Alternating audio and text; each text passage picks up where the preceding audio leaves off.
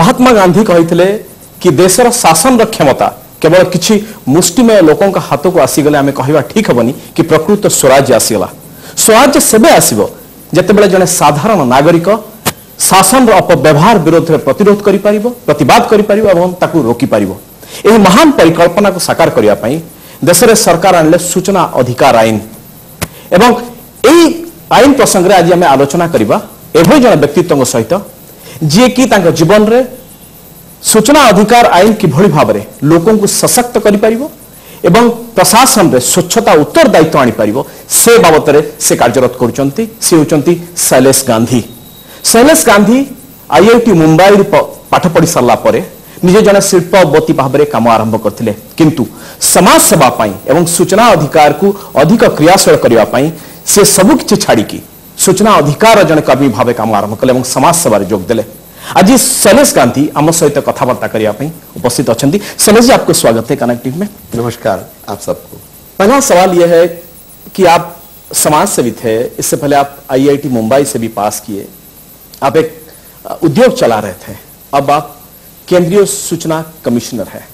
ये तीनों रोल में अब क्या फर्क देख रहे हैं केंद्रीय सूचना कमिश्नर जब बने इसके बाद? इंडस्ट्री जब चला था तो वो एक रोल ही अलग था, बिजनेसमैन का रोल था, और मगर उसमें भी मैं ये जरूर मानता था कि लोगों को आमदनी देना, लोगों को रोजगार देना, ये भी मेरा एक फर्ज है इंडस्ट्री चलाने के साथ। तो मेरी इंडस्ट्री में करीब 500 लोग काम करते थे और वो परमानेंट होके काम करते थे। करीब 14-15 साल पहले एक आईआईटी अलुमनाई प्रोग्राम में एक जो मेरे प्रोफेसर भूतपूर्व रह चुके थे, उन्होंने एक सवाल किया मुझे कि जब मैं आईआईटी में था मैं काफी आलोचना करता था समाज की, समाज में ये ठीक नहीं है, देश में ये ठीक नहीं है वगैरह। तो उन्होंने ये सवाल पूछा कि शैलेश अभी तुम्हें क्या लगता है? तो पहला तो कुछ बोलने को जी हुआ और फिर एक दिमाग में एक विचार आया कि जब मैं 20 साल की उम्र में समाज की आलोचना करता था तो उसमें कहीं ना कहीं ये बात छिपी थी कि हम इससे बेहतर कर सकेंगे। जब ये सवाल का मैं जवाब दे रहा था 50 साल की उम्र थी और मुझे लगता है कि समाज नैतिकता के हिसाब से, समाज व्यवस्था के हिसाब से कुछ बदतर हुआ है इन पीरियड में। भौतिक दृष्टि से पैसा ज्यादा बना है, वो सब है, जीडीपी बढ़ा है, ये सब जरूर है, मगर इन मूल्यों पे कहीं ना कहीं कुछ कम हुआ है। और नैतिक मूल्यबोध में बहुत स्खलन हुआ, मैंने कम हुआ, घटा है। नैतिक मूल्यों में, ऑनेस्टी में, समाज की इक्विटी में कि भाई गरीब का हम सोचे, इन चीजों में मुझे लगता है काफी कुछ न कुछ हमारा बदतर ही हुआ है। और फिर यह महसूस हुआ कि 50 साल की उम्र में मैं जिम्मेदार हूं उसके लिए कि समाज है कौन, सरकार है कौन, अगर हम नहीं है तो और कौन है, और कौन है। तो फिर यह लगा कि अगर यह महसूस हो रहा है तो इसके लिए कुछ करने की कोशिश करना चाहिए। मैं ये नहीं कह रहा हूं मैं कोई समाज सेवा करता हूं, मैं तो हमारी पीढ़ी ने जो बदतर किया भारत, उसको वापस उस परिस्थिति में तो कम से कम पहुंचाए, क्योंकि हमें धरोहर मिली थी कुछ, तो धरोहर को हमें बढ़ाना चाहिए और आगे लेना चाहिए। शैलेश, एक सवाल मैं आपको पूछना चाहता हूँ सूचना अधिकार आईन के ऊपर। ये कानून को कहा जाता है कि ये ऐसा कानून है जो कि भ्रष्टाचार को कम करने में, सरकारी या तो प्रशासन में, और लोगों को, जो आम आदमी को एकदम सशक्त करने के लिए ये एक ऐसा कानून है जो कि बहुत सफल होगा, बहुत ही आगे ले जाएगा। अब आप इसकी केंद्रीय सूचना के कमिश्नर है, केंद्रीय स्तर में मैं और राज्य स्तर की एक तुलनात्मक चित्र आपके सामने देना चाहता हूं कि वहां की जबकि कमिश्नर आप 400-500 केस जो है डिस्पोज करते एक महीने में, और उड़ीसा जैसे राज्य में देखा जाता है कि ज्यादा से ज्यादा 40-50 केस जो है यहाँ डिस्पोज होता है। इस अंतर क्यों? क्या वो तरीका, क्या स्ट्रैटेजी, क्या कला, क्या आपके पास मतलब केंद्रीय स्तर पे आप करते हैं जो यहाँ नहीं कर पाते? क्योंकि लोग ये मानते हैं कि हम जितना कर सकते हैं करेंगे। कुछ लोग 100 करते हैं, कोई 50 करते हैं, जिसकी जो मर्जी आए। ये सब कमीशन की हालत है, सिर्फ केंद्रीय सूचना आयोग की बात नहीं कर रहा हूं, नेशनल ह्यूमन राइट्स कमीशन, ये पूरे चेक्स एंड बैलेंसेस जो है समाज के, ये बिन जवाबदेह हो गए हैं। तो खैर, ये सोच अगर आप लेके चले कि डिलीवर करना है, जैसे राशन कार्ड डिलीवर करना इंपॉर्टेंट है, वैसे ही डिसीजन देना भी इंपॉर्टेंट है, वैसे ही न्यायिक प्रक्रिया को भी डिसीजन देना इंपॉर्टेंट है। और समाज में जो आम आदमी की बात हम करते हैं और हम हर काम कहते हैं कि हम आम आदमी के लिए कर रहे हैं, वो आम आदमी इन सब से भाग जाता है अगर हमने टाइम में उसको डिस्पोजल नहीं दिया तो। उड़ीसा में काफी बैकलॉग बिल्डअप हो गया है, ये मैं जानता हूं, मगर आपके मुख्य सूचना आयोग से बात हुई और वो ये कह रहे थे, और मुझे लग रहा है वो करेंगे इस बात को, कि डिस्पोजल काफी बढ़ा के 1-1.5 साल में मैं समझता हूं वो उड़ीसा को भी उसी स्थान पे ले आएंगे जैसे दूसरे जो बेटर आयोग हैं वो कर पा रहे हैं। सलेसी, जो चयन किया जाता है आयोग के जो भी है मेंबर्स कमीशन को चयन किया जाता है, एक बार आपका भी मतलब व्यक्तिगत जो भी है एक विचार भी है कि ये चयन की जो प्रक्रिया है इसके ऊपर आप उतना खुश नहीं, मतलब यहां अगर देखा जाए उड़ीसा के कॉन्टेक्स्ट में देखा जाए ज्यादातर देखा जाता है वही ब्यूरोक्रेट्स या तो रिटायर्ड ब्यूरोक्रेट्स, इन लोगों को वहां फिर पुनर्स्थापित किया जाता है। लगता है कि जैसे पुनर्वास केंद्र बन गया है इंफॉर्मेशन कमीशन। इसको लेकर आपके क्या राय है? आपको लगता है कि नहीं चयन की प्रक्रिया को खुश होने नहीं, नाखुश होने की बात तो तब होगी जब प्रक्रिया हो। ये प्रक्रिया प्योरली पॉलिटिकल आर्बिट्ररी है, सिर्फ जिसको किसी का मन भाए उसको आयोग बनाने के ये प्रक्रिया है। और उस वजह से ये जो सब कमीशन हैं, मेरे हिसाब से देश भर में सब कमीशन मिला के 3 से 4 हजार कमिश्नर्स होंगे, जो सब काफी पैसा देश का बर्बाद कर रहे हैं।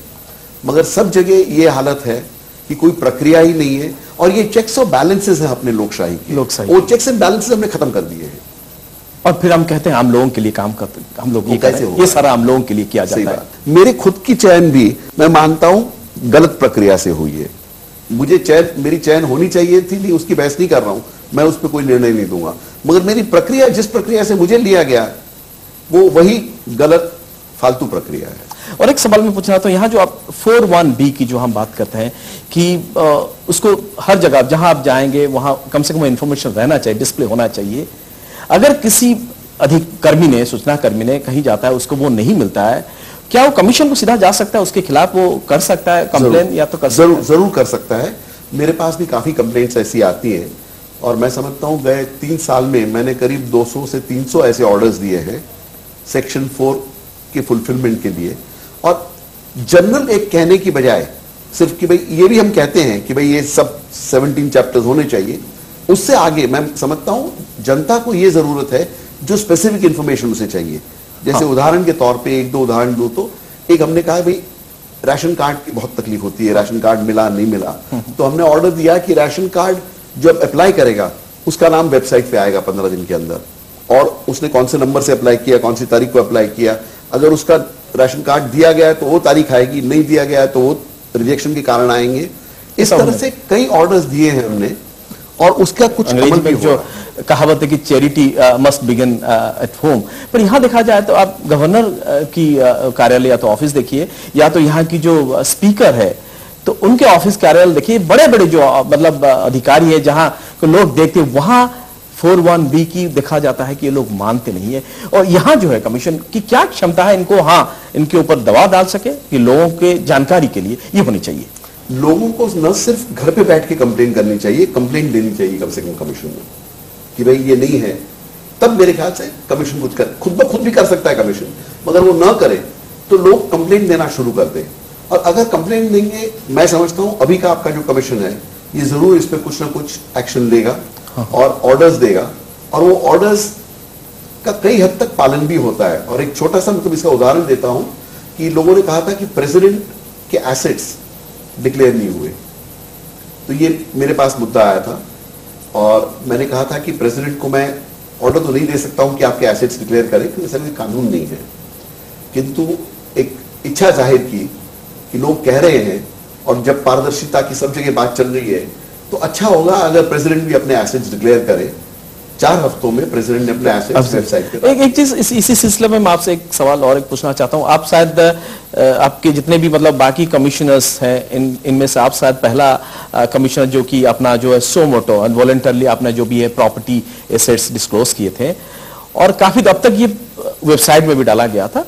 यहाँ उड़ीसा में अब मतलब सुनने को मिलता है कि लोग ऐसे डिक्लेरेशन दिए जो भी डिस्क्लोज, पर क्यों अब तक नहीं दे रहे थे, और वेबसाइट में उसकी जो है क्यों नहीं आता है, शो मोडो क्यों इस तरह की जो है कार्रवाई मतलब अपने पर क्यों नहीं करते? पारदर्शिता की बात करनी बड़ी अच्छी लगती है, ये कहना कि आप पारदर्शी हो, आप पारदर्शी हो, आप पारदर्शी हो। जैसे उदाहरण के तौर पे सुप्रीम कोर्ट ऑफ इंडिया ने 75 से लेके कई बार ये कहा कि सूचना का अधिकार मूलभूत अधिकार है सिटीजन्स का, और सब सूचना मिलनी चाहिए वगैरह वगैरह। किंतु जब सूचना का अधिकार आ गया तो कोर्ट्स सबसे पीछे थी सूचना देने में। तो ये इसलिए मैं आपको इसका बयान कर रहा हूं कि जिसके पास पावर होता है उसको लगता है सूचना देने का काम हर सबको करना चाहिए, मुझे नहीं करना और जब वो महसूस होता है कि अरे मुझे भी करना है तो कहीं ना कहीं थोड़ी तकलीफ होती है। बीच बीच में कहते हैं कि वी आर द कोर्ट। क्या सूचना कमीशन एक कोर्ट है? देखिए, एक तरह से इवन जो कलेक्टर के यहाँ होता है उसको भी वो लोग कोर्ट कहते हैं। तो कोर्ट कहें या नहीं कहें, और मैं समझता हूँ कोर्ट का हमने एक बहुत बड़ा स्वरूप बना दिया है। हमें लगता है, और ये जनता की भी कहीं ना कहीं गलती है कि हम कोर्ट को भगवान बना बैठे। ये देखने की प्रक्रिया ही गलत है। तो हर एक को लगता है मैं कोर्ट हूं तब कुछ हूं। हाँ, बल्कि मैं ये कह रहा हूं आप कोर्ट हो या ना हो, बात तो वही है। आपका काम क्या है, आपको क्या सेवा देनी है जनता को, उसके बारे में हम सोचे। ये कोर्ट है या नहीं, उसके बारे में भी बात करनी है। अब फिलहाल पिछले दिनों से हमारे यहाँ की कमीशन की ये भी मांग रहती है, इनका कहना है कि हमको कंटेम्प्ट की क्षमता दी जाए, पार दी जाए। क्या कमीशन को चाहिए कंटेम्प्ट की? अब तो मेरी राय ये है कि जिसे हम क्रिमिनल कंटेम्प्ट कहते हैं उसको कोर्ट में भी खत्म कर देना चाहिए। दुनिया में ये सब जगह खत्म हो चुका है, भारत में ही ये एक है कि हम लोग वो मैग्ना कार्टा और ब्रिटिश सरकार की जो रीतें हैं वो ब्रिटेन भी भूल चुका है।